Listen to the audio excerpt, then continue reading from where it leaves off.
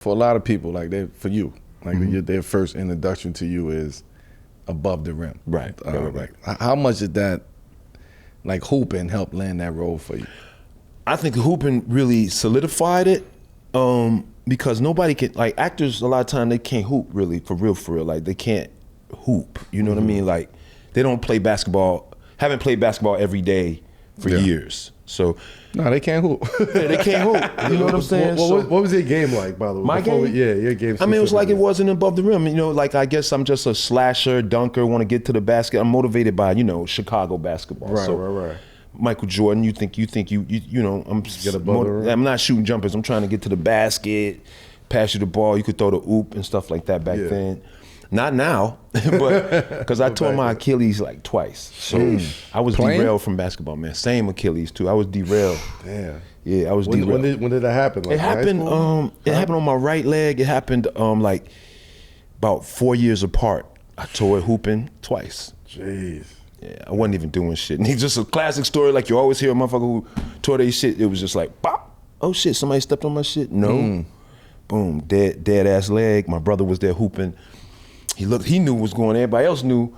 And I was like, what's going on? I took that next step and that shit was dead leg. And dead, from the ankle down, that shit was dead. Not a lot of pain though. That's why you could see people, they know they got it just sucks to get that injury, bro. Yeah. The pain be in your brain, especially probably a longer time ago than when it happened to me. It was a sentence of death in the sport. So, and then the second time I did it, I just threw the ball. I didn't do shit but just jump, shit pop. And then I didn't get the chance to even get the ball, hit the ground. And they thought I had cardiac arrest or something on the court. And they came running over and I was like, damn, I tore my shit. And I was working, I had to go to Budapest and film. And I'm like, oh shit, I can't tell them I tore my shit. So I went to Budapest with a torn Achilles, You ain't had put to the hoop, walk into the, no, it was what was I filming? Blade Runner. I did the second Blade Runner. Okay. And we shot that in Budapest and I had to fly there. I had to make that. I put it into the character. I just made him walk. Like I had him that's smart. That's smart. Never told anybody because I didn't want them to stress over it. So how'd you walk around on that? You never got the surgery, nothing? You just did no, I didn't get the surgery. So the second time it was a partial tear, which is kind of worse, they say. Right. But because it was a partial tear, when I had it, like I just had it literally just wrapped up, iced up during the shoot. And then, I didn't have the surgery the second time on it. Yeah. Double back. I didn't mean to cut you off before. We were talking about above the rim, and you said, how hooping helped you get that role. They helped and you also because said that some people can't really hoop in real life when it comes. Yeah, well, I was saying, a lot of times, like well, now it seems like a lot of actors can play basketball somewhat, but like when we did Above the Rim, that was an audition. The acting part of the audition was pretty simple. Like it was just simple. I mean, almost anybody could do the acting part. Right. The way that occurred, my brother was like, yo, they got this movie, got basketball in it. I said, what? I was in school at the time. I said, what? So I ain't had no agent. My brother was like, I referred you to this agent.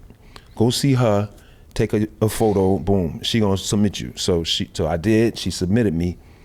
The audition was simple. I can't remember it, but it was just simple. I mean, it wasn't nothing that anybody in this room couldn't do, but the basketball really, really probably sold it because the stuff you see in the movie, I did that in the callback. It was a basketball callback in a gym, which was crazy. So it was a basketball callback in the gym. All the actors were there and all the people were there, and I was just clowning them dudes because they just couldn't hoop at all. Ball bounced off the rim. I kind of tip dunked that motherfucker. Boom, left hand. Looking at motherfuckers coming down, pushing people like I wasn't above the rim. Yeah. So Jeff Pollack, who directed, he directed that movie. He also directed Booty Call. I forgot the movies he directed, but Above the Rim was I think his first or second movie. I can't recall. Okay. But Jeff Pollack, who also must rest in peace, he ran on the basketball court. You got the role. You got this. I was like, oh shit, my first movie. You know what I'm saying? I'm in college, so I leave. This is New York. I leave. So now I'm going home to the crib. I'm like, oh shit, I gotta tell my OG I got this.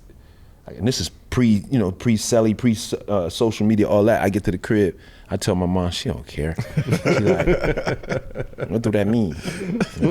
I got a movie, Mom. And then later on that day, I see Marlon Wayans. And he's in Above the Rim, but he he knew I was in the movie. I'm looking at him like, oh shit, I didn't know he was in the movie. Right. So he comes up to me, he's like, you're in this movie we doing. I'm like, how the fuck you know that? You know? Well, he was in the offices downtown, and he saw my picture, you know. So he happened to just see me in a bodega, you know, up on like 40 in the 40s up in Manhattan. So he's like, you Motar in the movie. I'm like, oh shit. So got cool with Marlon super fast, and man, you know, I had that experience. I actually just had the confidence to do that first movie.